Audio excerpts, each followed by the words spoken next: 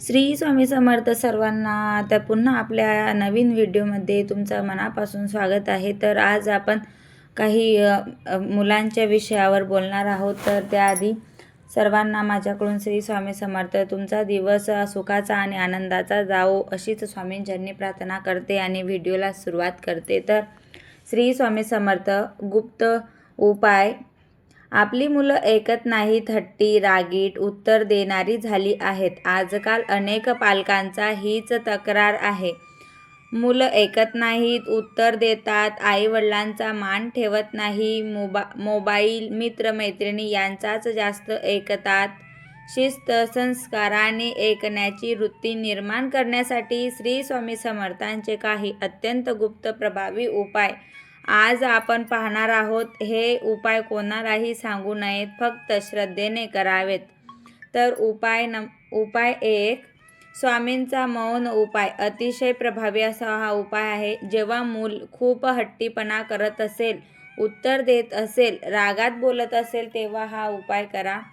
त्या दिवशी मुलावर ओरडू नका. शांतपणे एका कोपऱ्यात बसा. डोळे बंद करून मनात म्हणा, श्री स्वामी समर्थ, माझ्या मुलाच्या बुद्धीला योग्य दिशा द्या. हे 7 मिनिटे मौन करा, सलग 7 दिवस. परिणाम हळूहळू मुलांच्या बोलण्यात नम्रता येईल. उपाय 2. स्वामी समर्थ अक्षर उपाय. गुप्त रविवारी सकाळी पांढऱ्या कागदावर लाल पेनने श्री स्वामी समर्थ असे 11 वेळा लिहा. तो कागद मुलांच्या उशीखाली ठेवा. कोणालाही सांगू नका. परिणाम तुम्हाला मुलांचं मन शांत होतं आणि चिडचिड जी आहे ती कमी होताना दिसेल. उपाय 3. पाणी उपाय. आईसाठी हा विशेष आहे. आईनेच हा उपाय करायचा आहे. सकाळी उठल्यावर एका तांब्यात पाणी घ्या. त्यावर 9 वेळा मनात म्हणा, श्री स्वामी समर्थ. तेच पाणी मुलांना पाजावे. परिणाम जो आहे तुम्हाला आईचं म्हणणं मुलांच्या मनावर खोलवर बसेल. उपाय 4 जो आहे तो गुरुवारी दिवा उपाय असतो करायचा आहे. गुरुवारी संध्याकाळी पिवळ्या रंगाचा दिवा लावा. हळद किंवा पिवळी फुले अर्पण करा. हात जोडून म्हणा, स्वामी समर्थ, माझ्या मुलाला योग्य संस्कार द्या. फक्त 5 मिनिटे म्हणा. मुलांना चांगली संगत लाभेल. उपाय 5. झोपण्यापूर्वीचा मंत्र. मूल झोपल्यावर त्याच्या डोक्याजवळ बसून 11 वेळा मनात म्हणा, श्री स्वामी समर्थ. डोक्यावर हात ठेवा. जोर नको द्या, फक्त असंच हात ठेवून ते म्हणा. मुलांच्या मनातील नकारात्मक विचार यामुळे कमी होतील. उपाय 6. नारळाचा उपाय आहे हट्टीपणासाठी. जर मूल खूपच ऐकत नसेल तर एक नारळ घ्या. त्यावर स्वामींचे नाव लिहा. स्वामींच्या फोटो समोर ठेवा. 3 दिवसांनी तो नारळ वाहत्या पाण्यात सोडा. परिणाम तुम्हाला जो आहे तो हट्टीपणा हळूहळू कमी होताना दिसेल. उपाय 7 जो आहे पालकांसाठी महत्त्वाचा आहे तो. स्वामी समर्थ सांगतात, मुलांवर रागात शाप देऊ नका. तू काही कामाचा नाहीस असे शब्द वापरू नका. तू काही कामाचा नाहीस असे शब्द वापरू नका, कारण पालकांचे शब्द आशीर्वाद किंवा शाप बनतात. उपाय 8. झाडाच्या आशीर्वाद उपाय. जो अद्भुत उपाय आहे हा. मंगळवार किंवा गुरुवार कोणत्याही झाडाजवळ उभे राहा. डोळे बंद करून म्हणा, श्री स्वामी समर्थ, माझ्या मुलाच्या मनातील हट्टीपणा काढून टाका. झाडाला हलकेच स्पर्श करा. 5 मिनिटे शांत उभे राहा. स्पर्श करून मुलांच्या मनातील तणाव हळूहळू कमी होताना तुम्हाला दिसेल. उपाय आहे 9.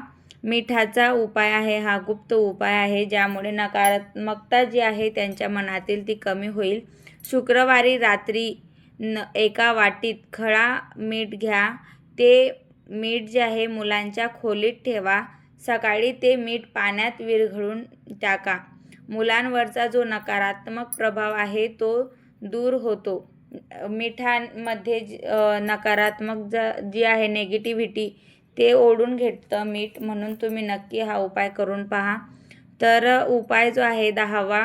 नामजप करा. अत्यंत प्रभावी असा उपाय आहे हा. एक पांढरा कागद घ्या. त्यावर मुलांचे पूर्ण नाव लिहा.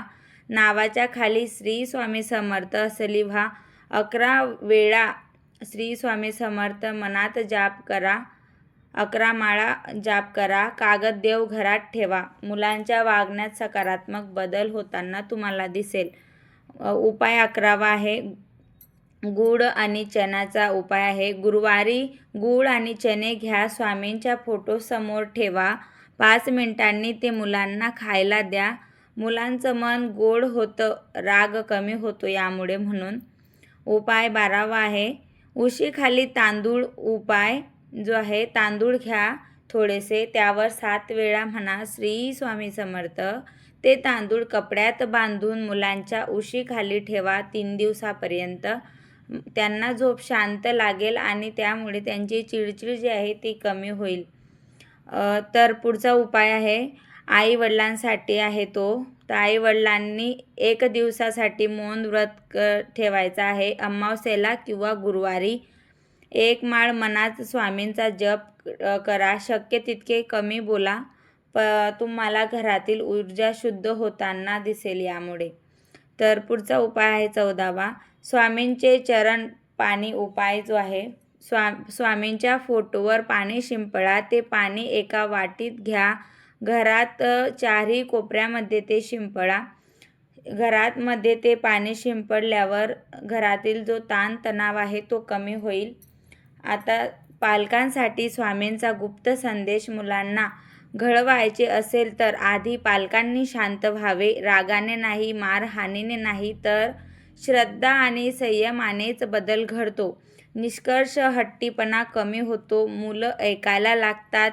घरात समाधान आणि शांतता येते. हे 7 ते 21 दिवस निष्ठेने करा. स्वामी समर्थांचे वचन. श्रद्धा ठेवणाऱ्यांचं घरातील अशांतता मी स्वतः दूर करतो. जर हे उपाय श्रद्धेने आणि सातत्याने केले तर स्वामी नक्कीच तुमचे जे मुलं आहेत ते ऐकायला लागतील. त्यांच्यातले संस्कार वाढतील आणि घरात शांतता येईल. श्री स्वामी समर्थ. जय जय स्वामी समर्थ. श्री स्वामी समर्थ.